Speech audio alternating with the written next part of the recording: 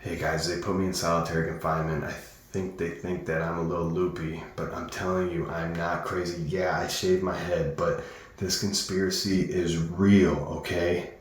But them putting me here, that throws off my whole escape plan. I was planning to leave after the season was over. Now they know my plan. They know everything that was going to go on, how I was going to get out. I don't know what to do. I hope you guys get this message. I keistered this phone to get it in here. They don't know I have it, so I hope the video makes it to you guys. In the meantime, just listen to what the degenerate gambling life is telling you, and I'm going to figure this out. But just play it cool. Pretend that nothing is happening, all right? I hope to speak to you guys soon. I'll catch you later.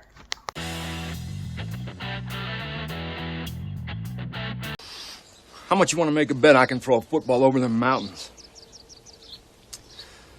Yeah, if Coach would have put me in fourth quarter, we'd have been state champions, no doubt. No doubt in my mind. How's it going, everyone? Hope you had a great Christmas. Let's jump right into our starts and sits. At the quarterback position, start Dak Prescott. I know he's been not the best the last few weeks, but he does have a juicy matchup against the Lions. Start Jordan Love against the Vikings. He should be continuing putting up some good numbers. And finally, start Jake Browning versus the Chiefs defense that is reeling. Next to sits, we have Geno Smith. He's playing against that tough Steelers defense. I'm expecting him not to put up such great numbers. I'll actually be at that game. Next, whatever Giants quarterback, don't know. Sit them against the Rams. Probably not a good start, even in Superflex leagues. And finally, to a T, probably want to sit him against the Ravens. He might be without Waddle, and it just looks like it's a really tough matchup. These are my starts and sits at running back for Week 17. Start Jahmyr Gibbs. I know he gets a tough matchup versus Dallas this week, but the guy's been an absolute stud, and you can't sit your studs in the fantasy championship game. Start DeAndre Swift. He's coming off a game in which he got 20 carries and went for 92 yards and a touchdown. He gets to go up against the Cardinals, who are the worst run defense in the league this season. Start Josh Jacobs or Zamir White. The Raiders are hot, and they get to go up against the Colts, who are bottom 5 this season against the run. They're giving up over 130 yards a game on the ground. Sit Derrick Henry. He hasn't been a good player on the road this season, and he gets a tough draw versus Houston, who have been the second best team against the run in the last 3 weeks. Sit Gus Edwards. Baltimore is hot, but Edwards is very touchdown dependent, and the Dolphins give up less than 1 rushing touchdown per game. There's definitely better flex options this week. And finally, sit Tony Pollard. I understand if you have to play him, but he's hard to trust with a championship on the line. The Lions have a top 5 run defense this season and only give up about 90 rushing yards per game to their opponents. All right, here's your Week 17 star sits at wide receiver. Starting T. Higgins against the Kansas City Chiefs with Jamar Chase looking to be sidelined for another week. Expect Higgins to be in for another solid workload. He's got 8 targets in each of his last 2 games, adding 3 touchdowns across those. Start Brandon Ayuk against the Washington Commanders. I know there's a lot of mouths to feed in San Francisco, and it's difficult to pick who between Kittle, Debo, Ayuk, and even CMC will have a big impact on the receiving front. This is mostly a gut feeling, but I expect him, even if he doesn't lead the team, he should still get into the end zone at least one time. And this may seem like a no-brainer, but please start CeeDee Lamb. I'm thinking this game will be high scoring and expect Lamb to be heavily involved. Sit Garrett Wilson. He's going up against one of the best defenses in the league in the Cleveland Browns. If you were on the fence about starting another wide receiver, do it. And I'm sitting Drake London. He doesn't really have a touchdown upside and is facing a resurgent Bears defense on December 31st in Chicago.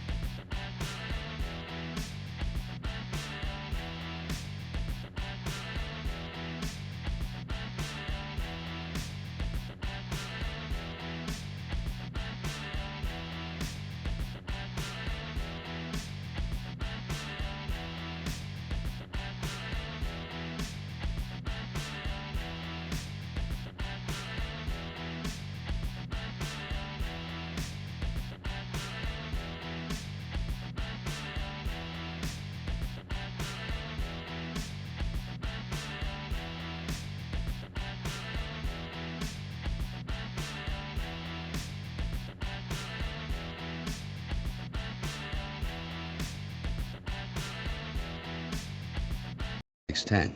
10 ought to do it, don't you think? You think we need one more? You think we need one more? All right, we'll get one more. These are my top waiver wire pickups for Week 17. At QB, Nick Mullins is a streaming option if you're desperate for the championship game. He's going against the Packers next week, who did allow Bryce Young to have a nice game in the last contest. At running back, Zamir White is a solid option. He's had 2 very good weeks in a row, and if Josh Jacobs is out next week, he's definitely startable in the fantasy championship. At wide receiver, Demarcus Robinson is catching fire with 4 straight games over double-digit fantasy points. If you're desperate, he's definitely flexible in Week 17. At tight end, Chigoziem Okonkwo is an option if you're weak at the position. He's been doing better in recent weeks, but he's still only a tight end too. Another option at tight end is Gerald Everett, who's seen 8 targets in 3 weeks in a row. If you were in need of help at the tight end position, I think that you could roll with him in the championship game if you really need someone desperately. Let's jump into a poker hand. I was playing 1-2 at WinStar. It's going to be a little off on the overlay because it doesn't allow straddle, but I do straddle for 4. Several callers comes back around to me, and I look down at pocket jacks, and I raise to make it $37 straight, and I get 1 caller in the cutoff. Now the flop comes jack of spades, 6 of diamonds, 5 of clubs. I check because I have so much of this board locked up and there aren't too many draws out there, and the cutoff checks back. Next is the queen of diamonds on the turn. Now I bet $32, have to start building up a pot, and there's a few more draws and potentially an over, they could have that. So whenever I bet $32, the cutoff calls, and I'm liking that. The river comes to 8 of hearts, and now I bet $52, and the cutoff goes up and makes it 110. I really don't think they hit any of the straight draws I got there, so I go ahead and rip it all in, and they call, and they got really unlucky. They called pre-flop with queen 8, and they ended up running for 2 pair, and I just get their whole stack. So, very fortunate for me, but a terrible run out for them. If you haven't yet, quickly like, comment, and subscribe. Let's get into the things we got right and wrong. Things we got right, telling you to start Justin Fields. It was his time. Next, Jacob coming through, telling you to start Breece Hall. He had a monster game for you guys in the semis. And finally, Jordan telling you to start Mike Evans. He continued his strong season. Next, the things we got wrong. Jordan, like most of us, sitting Gabe Davis. Woo! I hope it doesn't come back to bite me in one of my leagues. Next, Jacob telling you to sit James Conner. He had another good game. And finally, Jacob telling you to sit Puka Nacua in his short. We got a lot of comments about it, and people didn't like it. Again, we're only trying to give you guys the best information we can, but we also own it when we got things wrong. Now, on to my hot takes. Feels like Charizard just took a in my mouth. As I said a few weeks ago, the Chiefs, they are not going to the Super Bowl. What became very clear is they have to get Patrick Mahomes some help at the skilled position. Travis Kelce is nearing the end. Next year, I'm expecting him to be kind of towards the back part of the top 10 of tight ends. They really just need to get him a number 1 wide receiver. T. Higgins would be a great gift for him. They just lost to the Raiders, and their quarterback only threw for 62 yards. No one on offense scored a touchdown. That's nuts, man, Chiefs. Come on. Now, the Yankees not signing Hiramoto from Japan. We still got to get more pitching. Soto will not get it done. Days like this, I miss the boss. He would have came through and got us whatever we needed to win that next championship. And finally, let's pivot, talk a little basketball. The Timberwolves, they're looking legit. Last season, when they went off and traded their future for Rudy Gobert, it looked like it was a terrible trade, but they seemed to figure it out. And, hopefully they keep going. They definitely look legit. So those are your hot takes.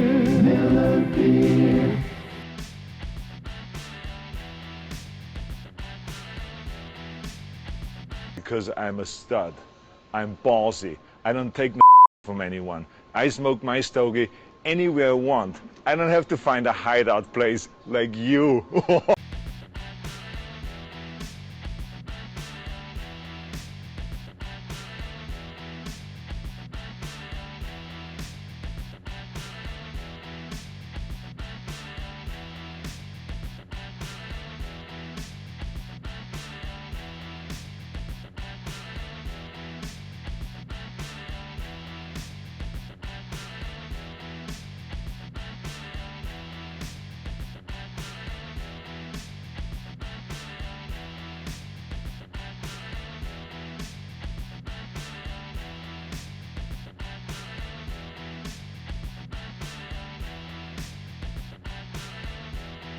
I didn't think I'd ever need to tell you this, but I would be a bad parent if I didn't. Soccer was invented by European ladies to keep them busy while their husbands did the cooking. Why do you have to hate what you don't understand? I don't hate you, Bobby. I meant soccer. Oh, yeah, I hate soccer, yes. Welcome back to the Degenerate Gambling Life's Added Minutes. As always, I'm Jordan Tennis. We are just about at the halfway mark of the Premier League, and a race for the top spot is heating up with just 6 points separating league leaders Arsenal with 5th place Manchester City, who have a game in hand over the top 4. And that includes Liverpool, Aston Villa, and Tottenham, who are sandwiched in between. The big game over the weekend pitted the top 2 seeds against one another when Arsenal traveled to Anfield to take on Liverpool. The game was highly contested. Both clubs wish they could have walked out of there with all 3 points instead of sharing the spoils, but you gotta assume Arsenal are probably a bit more pleased having traveled and still come away with the point against a tough Liverpool side who were definitely more fluid when on the ball. Arsenal went up early in the 4th minute on a set-piece goal when Gabriel turned in a beautiful header from a Martin Odegaard cross. Liverpool probably should have been awarded a penalty in the 19th minute when the Egyptian king Mohamed Salah tried to flick the ball past Odegaard, which saw the ball hit Odegaard's hand. It is strange VAR did not intervene because to me that was clearly a handball. His arm was extended away from his body and not by his side. Liverpool players and fans were clearly furious and should feel hard done by the no call. Liverpool would finally see their 1-goal deficit erased in the 29th minute when Trent Alexander-Arnold played a beautiful ball to Mohamed Salah out wide on the right. Salah easily dribbled past defender Zinchenko of Arsenal, who seemed to not even attempt to play defense. Like when your controller dies in the middle of a video game, he simply stood there, barely throwing a leg at the ball. Once Salah was free and clear, he smashed the ball into the back of the net near post, leaving Arsenal keeper with no chance of making the save. And that is how the game ended, 1-1. Elsewhere in the league, West Ham hammered away at Manchester United, dispatching the Red Devils 2-0. Burnley and Luton Town both recorded their 3rd win of the season, beating Fulham and Newcastle respectively. Aston Villa and Sheffield United played to a 1-1 draw. Tottenham beat Everton 2-1, and everybody's favorite punching bag at the moment, Chelsea, were beat easily 2-1 by Wolves. The only bright spot for Chelsea was Christopher Nkunku finally made his first appearance at the club after being injured in pre-season. He did get on the score sheet in the 96th minute, but it was nothing but a consolation goal. I'm Jordan Tennis. We hope you guys have a wonderful Christmas, and we will catch you in the next new year. Have a good one. Here we are with the defenses to stream for the week. First, we have the Denver Broncos versus the LA Chargers. Again, should be a very juicy matchup with anyone that's playing the Chargers right now. Next, we have the LA Rams versus the New York Giants. And as I said earlier, who knows who's going to be their starting quarterback? So that leads it to being a good defense to stream. Next, the Houston Texans versus the Tennessee Titans. I expect with CJ Stroud and the rest of the players getting healthy and coming back that this is going to be a statement get-right game to kind of propel them to next season. So look for them to come out and dominate.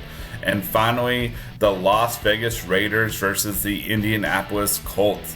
The Raiders, They've just been rolling back-to-back weeks of over 20 points. Week before that, I think it was 17. So rolling with the hot hand, I would probably have them as number 4, but if you need them desperately, the Las Vegas Raiders. Time for a little fantasy basketball. First up, we have Dante DiVincenzo. It is a player on the New York Knicks. He's actually been player 72 the last month. He gives you position flexibility at the shooting guard and small forward. He's given you 14 points, 4 3-pointers made, which is most of his value, 4 rebounds, 2 assists, and 1 steal, and I will apologize for butchering his name. Next, we're going to move on to Tyus Jones. This is a good example of a player that was super undervalued going into drafts, and he's still available in almost 20% of leagues. All right, he's a player number 38 for the year. It's still that available.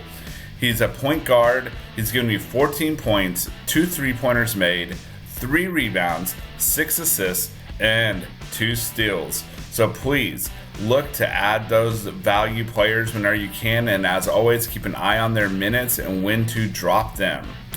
Now on to our Super Bowl trip. Again, we will be in the Las Vegas for the Super Bowl, February 8th through the 12th. We're going to have a meetup game at the Mandalay Bay, Thursday, February 8th at 6 p.m. Come up, say hi, get you a hoodie or some merch.